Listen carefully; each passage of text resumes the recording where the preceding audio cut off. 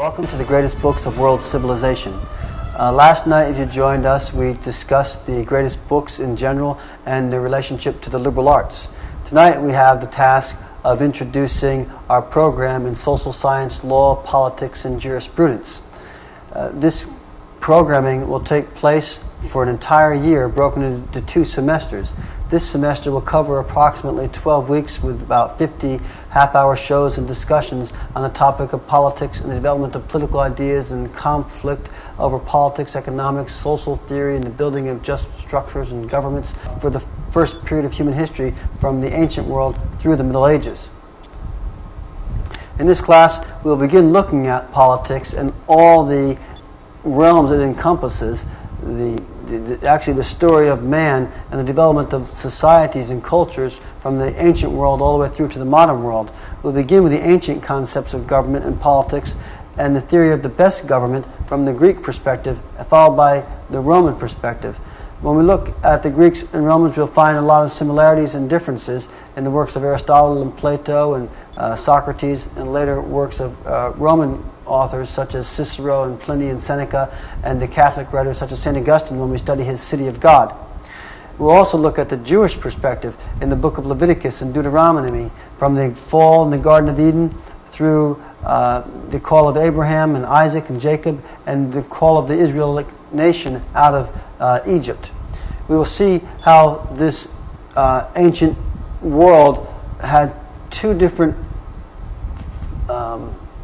cultures unfolding. One, the pagan culture of the ancient civilizations, and one, the culture of God's chosen people, the Jewish nation in Israel, which was called by faith to form a type of political system with laws very different from all that surrounded it in the ancient world. We want to look at those 2 because we see those 2 sort of blend together with the birth of Christ, when faith and reason come together in this person.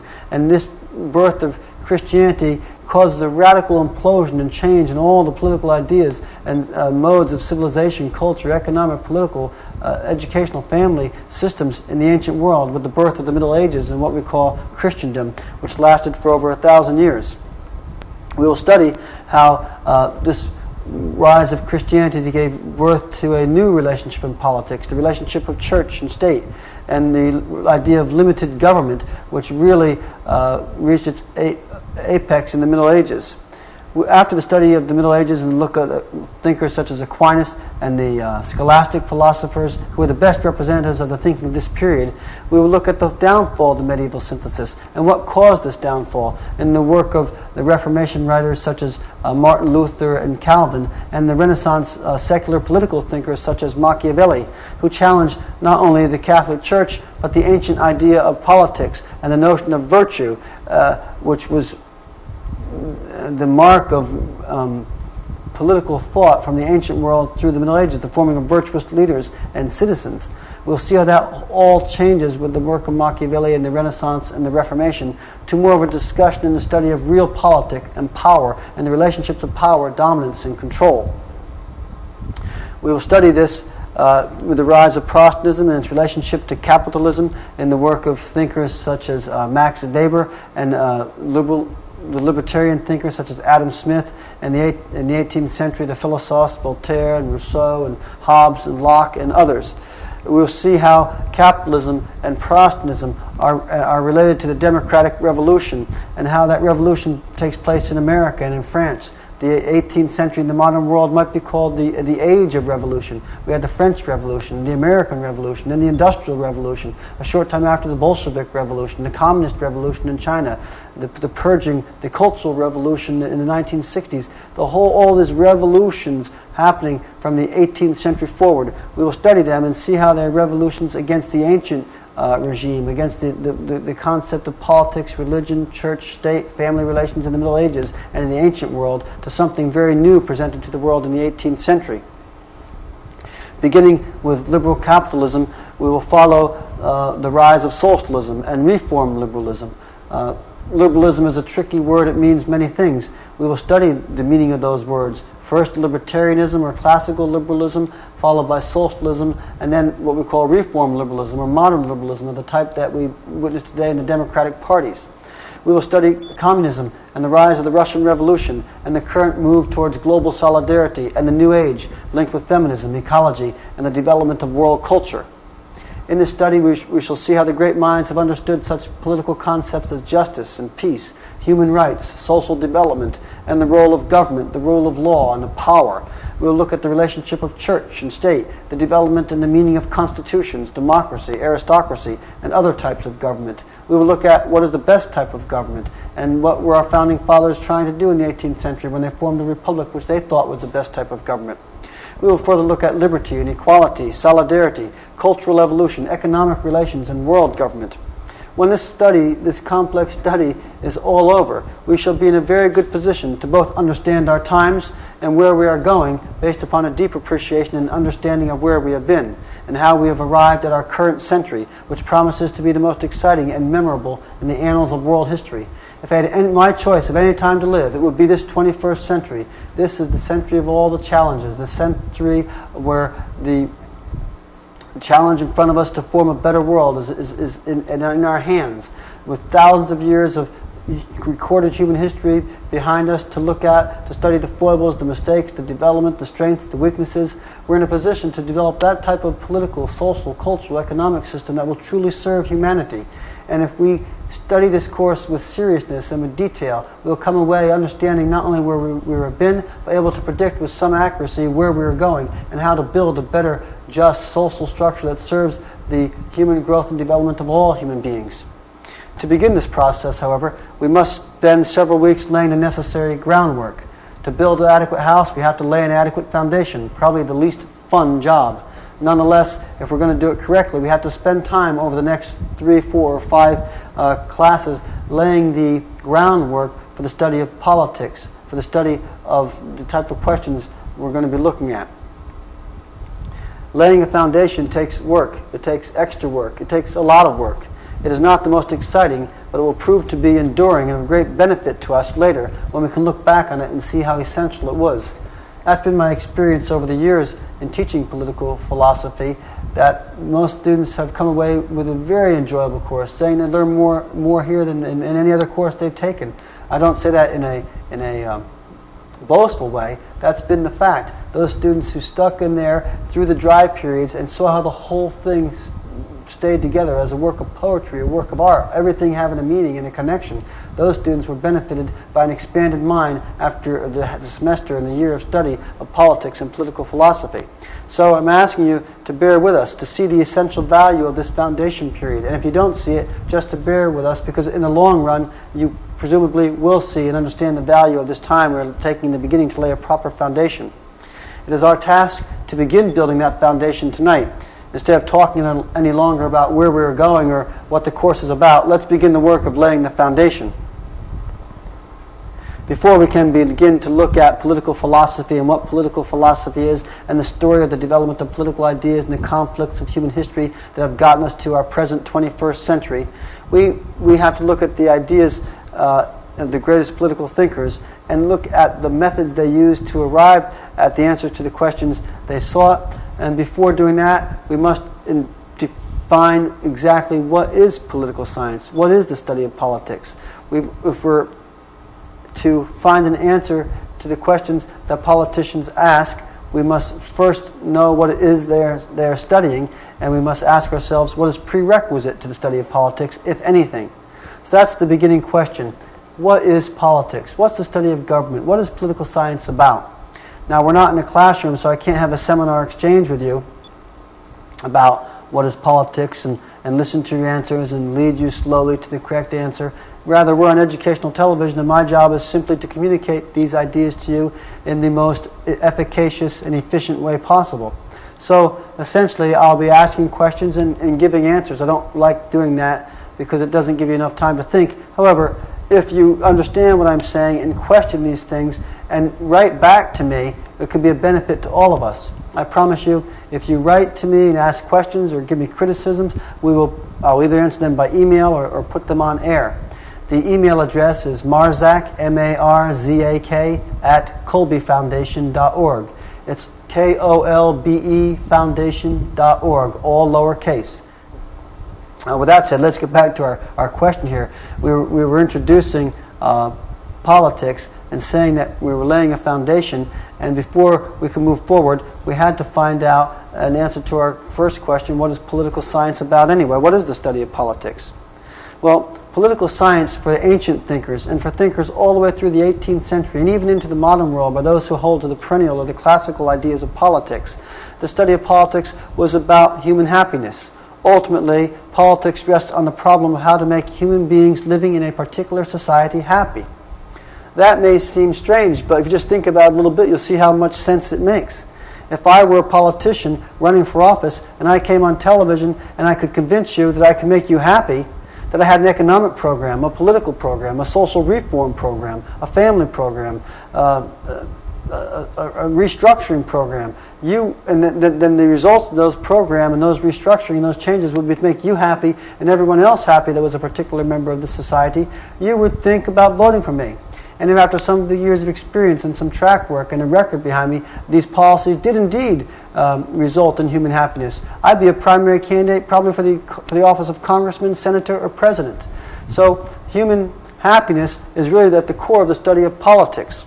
It's been believed by thinkers in the ancient world as Plato, Aristotle, Socrates, all thinkers in the Roman period, the Middle Ages, and into the 18th century. It had universal acceptance that politics is about the study of human happiness, procuring the good life for people living in society. We see this truth expressed in our own Declaration of Independence, where the American founders said that politics and government is about procuring the good life, defending the good life, and enabling people to pursue, to have life and liberty and to pursue happiness. Even in that document, we see the pursuit of happiness as the central point of the purpose of politics and of government. If politics, then, is the science of human happiness, we have some direction and some very interesting questions before us, which necessarily lead us into the study of other disciplines. So, first now, I've asked you, what is politics? And I've told you that traditionally politics has been defined as the study of human happiness, that the study of the good life for individuals living in society. Then I said, if that is what politics is about, that's the definition that the ancients hold, it's the definition that I hold. Then we have some very interesting questions in front of us and some necessary groundwork to do before we can get into any further study of politics. Because before we can know or find out an answer to what is social happiness, or what is happiness for the general group, what is general social happiness, we need to know what is happiness for an individual, what is happiness for one human being.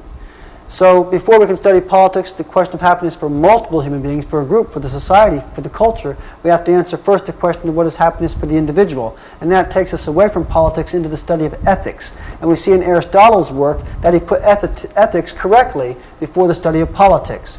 Ethics is the study of the good life for the individual. It must precede rightfully in the syllabus, in the curriculum, politics. So we're going to go back before we look at politics necessarily to look at ethics and to come away with an answer to the question, what is the good life for the individual? However, if we think a little more about that, we'll find that before we study ethics, we have to study something else. Because before we can come to an answer of the question, what is good for the individual human being, what makes an individual human being happy, we must first know what a human being is. That is, what is man? What is woman? What is human nature? If we don't have an answer to that question, we can't begin to answer the question, what is happiness for an individual? If we don't have an answer to the question, what is happiness for the individual, we can't have an answer to the question of what is happiness for society. How is general prosperity and happiness possible for the group? And if we can't answer that question, we can't even do politics. So we must go back to ethics. Before ethics, we must also study psychology to get an answer to the question, what is man? What is a human being? Next to the question about God, the answer to the question, what is a human being, is the most important and fundamental question any human being can ask. And in social science, which deals with practical things in the secular world, it's the most important question we can ask. In fact, the Holy Father, Pope John Paul II, has said it is the proper beginning, or the proper starting place for the understanding of the social question. That is, if we're going to look at social problems and maladies and the restructuring of society to make it more just and equitable, make it more fair and charitable, we must first begin with the question, what is a human being? That's the study of psychology. Some call it philosophical anthropology. Nonetheless, it is the generally agreed upon starting place of the study of the social question, the study of politics. There's almost universal agreement that it's the proper study of politics and of society. And therefore, we must endeavor to find a solution to the question, what is human nature? What is man? What is a human being? Unfortunately, that question has been answered in many conflicting ways, and political science is replete with competing definitions of man. We shall find that if we can determine how political thinkers have defined man, then we can logically, if they've been logical, most of them are powerful thinkers, do have logical consistency in their thinking. We find out their principles, and specifically the principle about how they define human nature. We'll be able to figure out where they're going with that definition, to figure out where they're going before they even get there, because it's the fundamental question upon which all other questions dealing with social development rests. So, if we answer this question, we will begin the proper study of politics. And as I said, we're starting with the ancient Greek world. And in the ancient Greek world, we find thinkers such as Aristotle who give what's known as the perennial definition of man. By perennial, we mean that definition has lasted throughout the ages, that the questions have lasted throughout the ages, and the answers that have been given throughout the ages. For we'll see that Aristotle's definition of human nature has lasted through the Roman period, it lasted through the early Middle Ages, through the High Middle Ages, it was accepted by Aquinas and the Scholastics with modification for Christian faith, and it was pulled all the way into the 17th and 18th centuries, and then more questioned in the modern world. We call it perennial because it's been with us for ages. We will see how this definition has changed throughout history, and beginning with the Greeks, we will establish the perennial definition. And we'll see how it changed in the Middle Ages and ultimately was rejected in the modern world. The first task, then, is to procure an adequate definition of man. But if we think just a little bit more, we will see that we cannot have an answer to this question, what is man, or what is a human nature, or a question about what is the good life, or what is the good life for human beings or society, unless we have methods that are powerful enough to give us satisfactory answers to these type of difficult questions that we're asking. So, we have an ancillary study to the study of politics, ethics, and psychology, and that's the study of science and logic, or the study of methods. How does the human being know anything with certainty? That will be this topic of our next conversation when we look at religion and philosophy and science, the three ways that human beings have endeavored throughout history to know things with certainty. And that is how social scientists have also had to come up with a method by which to answer these questions. So we're going to have to look at what are the methods, what's science, what's logic, what's philosophy, what's religion in the next night.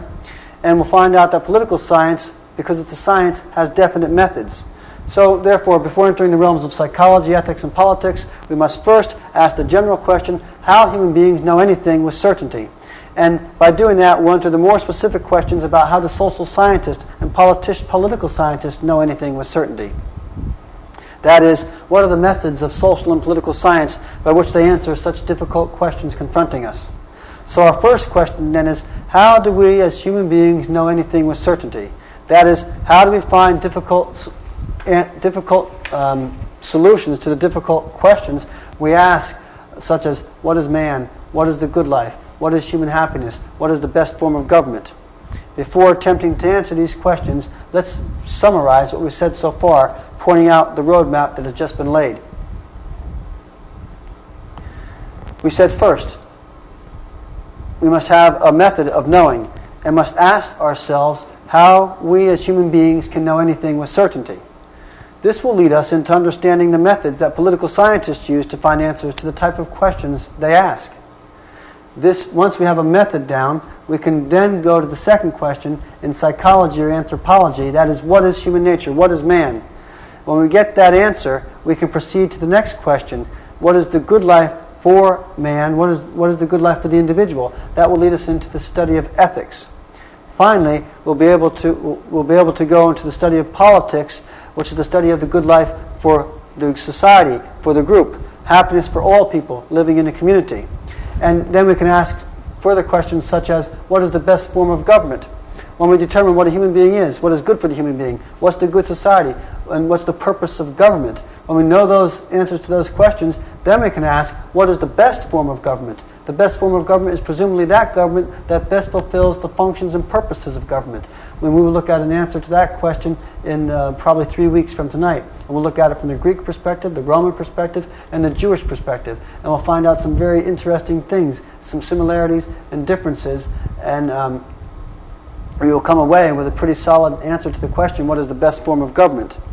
When all this is done, then we can really begin what I think is the fun and more exciting part of the course, when we begin to look at the unfolding of human history, the development of the human story, the conflict and the war of political ideas that began in the Garden of Eden and has continued into our very age and will continue probably until the Parousia. We will look at and study the great global forces such as communism, socialism, atheism, New Ageism, Christianity, Islam, and other major religious and political systems that are vying for the soul of contemporary man, vying for the soul of man in the 21st century. We can look back over this entire history of humanity and understand where we've come from. We will have benefited greatly by these studies. So our process will begin with a study of the methods, followed by a study of psychology and ethics and politics, which will reach its apex with the beginning of the study of the human story, the drama of political philosophy fought out in every age of human history. This will cover, as I said, approximately 75 lectures and 25 discussions with students and guests who will be joining us over the semester and year ahead to help us unpack and to understand these ideas and the development of politics and ideology and the war over these ideas that has been with us since the fall in the Garden of Eden. If you want to follow this series more closely, we ask you to visit us online at the Kolbe website. There you will find the greatest books.